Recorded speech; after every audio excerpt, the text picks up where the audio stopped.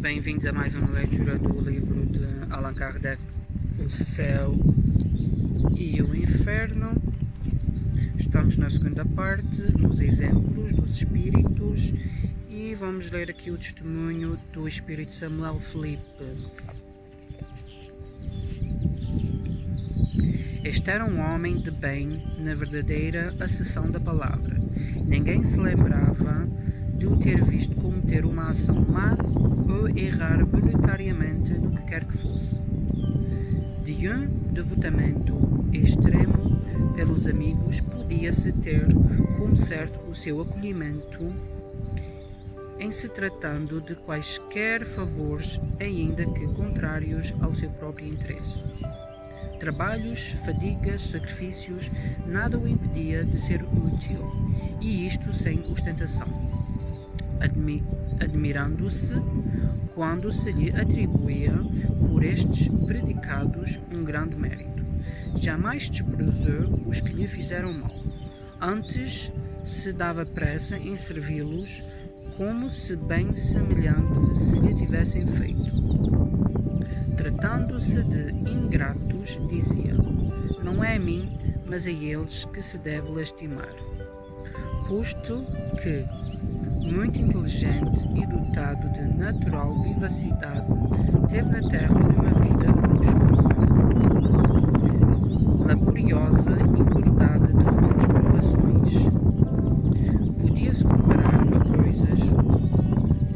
Podia-se comparar a essas naturezas de escola que vivem na sombra, das quais o mundo não fala e cujo brilho não se reflete na terra. Aurira no conhecimento do Espiritismo e uma fé ardente na vida futura e uma grande resignação para todos os males da existência terrena. Finalmente faleceu em dezembro de 1862, na idade de 50 anos, de moléstia atroz, sendo o seu passamento muito sensível à família e aos amigos. Evocámo-lo alguns meses depois do trespasse. A pergunta: tendes uma recordação nítida dos últimos instantes da vida na Terra? Resposta do Espírito Samuel Felipe: perfeitamente, conquanto essa recordação reaparece gradualmente. No instante preciso do desprendimento, eram confusas as minhas ideias. Pergunta: quereríeis a bem da nossa instrução e do interesse que nos mereceis pela vossa vida exemplar, descrever como ocorreu o vosso despaço da vida corpórea para a espiritual? Resposta do Espírito Samuel Felipe: de bom grado, tanto mais quanto a narrativa não aproveitará somente a vós, mas a mim próprio. Por isso, dirigindo o meu pensamento para a terra, a comparação faz-me apreciar melhor a bondade do Criador. Sabeis que de tribulações provei na vida, entretanto jamais me faltou coragem na adversidade, graças a Deus, e hoje felicito-me, que ainda tremo ao pensar que tudo quanto sofri se anularia caso desfalecesse, tendo de recomeçar novamente as provações. Oh, meus amigos, compenetrai-vos firmemente desta verdade, pois nela reside a felicidade do vosso futuro. Não é, por certo, comprar muito caro essa felicidade por alguns anos de sofrimento. Ah, se soubesseis o que são alguns anos comparados ao infinito, se de facto a minha última existência teve algum mérito aos vossos olhos, outro tanto não direis das que a precederam. E não foi senão à força de trabalho sobre mim mesmo que me tornei o que ora sou. Para apagar os últimos traços das faltas anteriores, era-me preciso sofrer as últimas provas que voluntariamente aceitei. Foi na firmeza das minhas resoluções que escudei a resignação, a fim de sofrer sem me queixar. Hoje abençoo essas provações, pois a elas devo o ter rompido com o passado. Simples recordação agora que me permite contemplar com legítima alegria o caminho percorrido. Ó, vós que me fizestes padecer na terra, que fostes cruéis e malévolos para comigo, que me humilhastes e afligistes, vós, cuja má fé tantas vezes me acarretou duras privações, não somente vos perdoo, mas até vos agradeço, tentando fazer mal, não suspeitáveis do bem que esse mal me proporcionaria. É verdade, portanto, que a vós devo grande parte da felicidade de que gozo, uma vez que me facultastes ocasião para perdoar e pagar o mal com o bem. Deus colocou-vos no meu caminho para aferir a minha paciência, exercitando-me igualmente na prática da mais difícil caridade, a de amar os inimigos. Não vos impacienteis com esta divagação, porquanto vou responder agora à vossa pergunta. Conquanto sofresse cruelmente com a moléstia que me acometeu, quase não tive agonia, a morte sobreveio-me como um sono, sem lutas nem abalos, sem temor pelo futuro. Não me apeguei à vida e não tive, por consequente, de me debater nos últimos momentos. A separação completou-se sem dor nem esforço, sem que eu mesmo de tal me apercebesse. Ignoro que tempo durou o sono, que foi curto, aliás. O meu calmo despertar contrastava com o estado precedente. Já não sentia dores e exaltava de alegria. Queria erguer-me, caminhar, mas junto ao repor nada desagradável, antes deleitoso, me prendia, e eu abandonava-me a ele prazerosamente, sem compreender a minha situação, conquanto não duvidasse de ter já deixado a terra. Tudo o que me cercava era como se fosse um sonho. Havia minha mulher e alguns amigos ajoelhados no meu quarto, chorando, e considerei para mim que me julgavam morto. Quis então desenganá-los de tal ideia, mas não pude articular uma palavra, e daí concluí que sonhava. O facto de me ver cercado de pessoas caras, muito falecidas, e ainda de outras que à primeira vista não podia reconhecer, fortalecia em mim essa ideia de um sonho em que tais seres por mim velassem.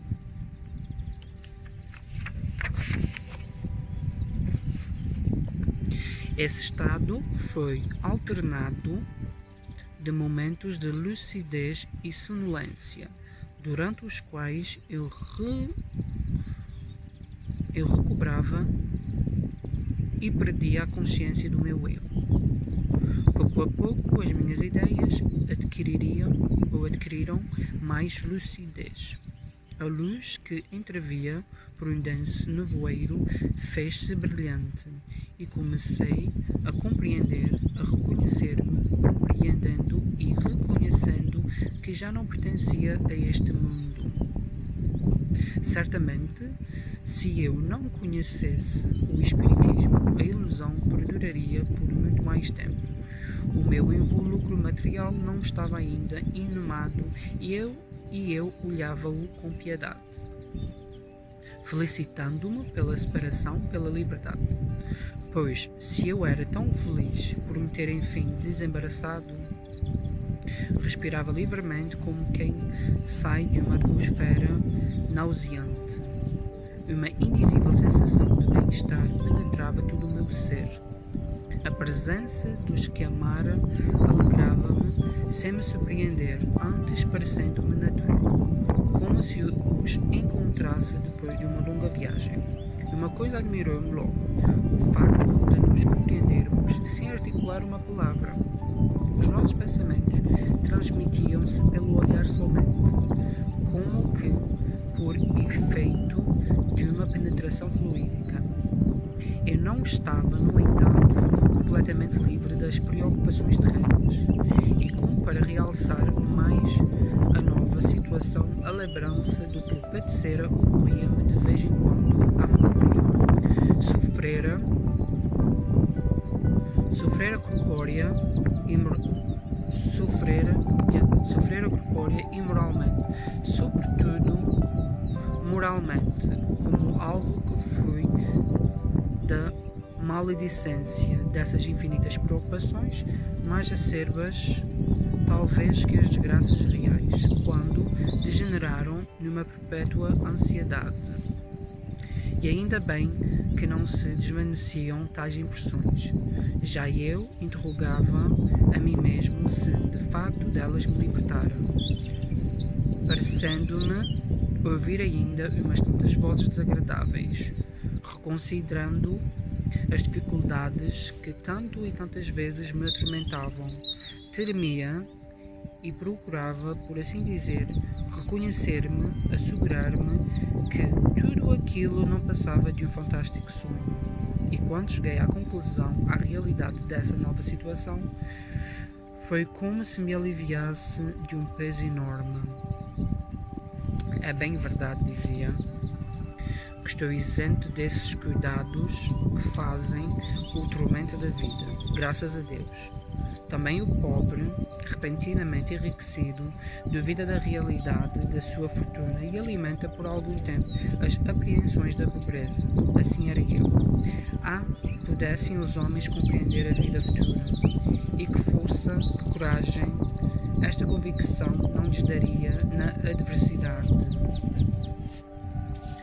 Quem deixaria então na terra de prover e assegurar-se da felicidade que Deus reserva aos filhos dóceis e submissos?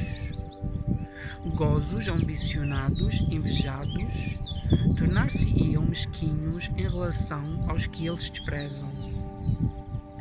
Pergunta: este mundo tão novo e comparado ao qual nada vale o nosso, bem como os numerosos amigos que nele reencontrastes, fizeram-vos esquecer a família e amigos encarnados?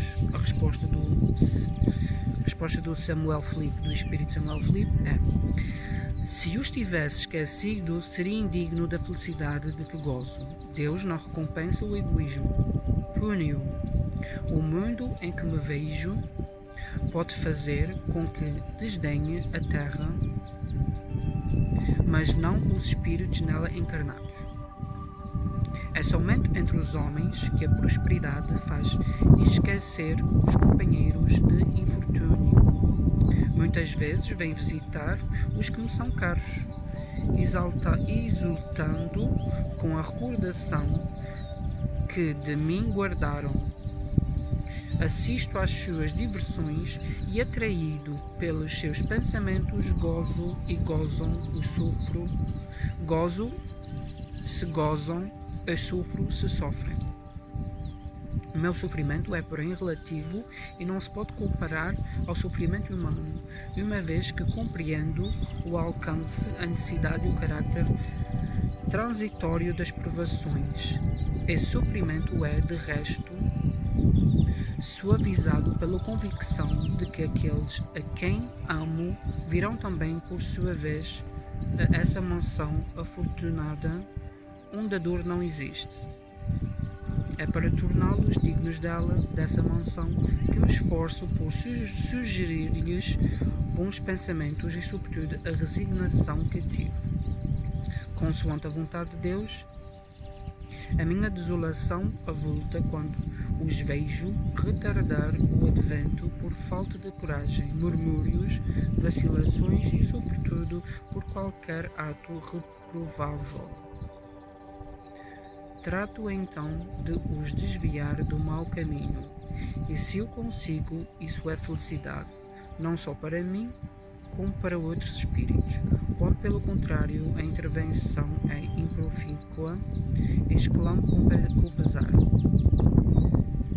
Mais um momento de atraso, mas consola-me a ideia de que nada se perde irremissivelmente. Assinado por Espírito Samuel Felipe.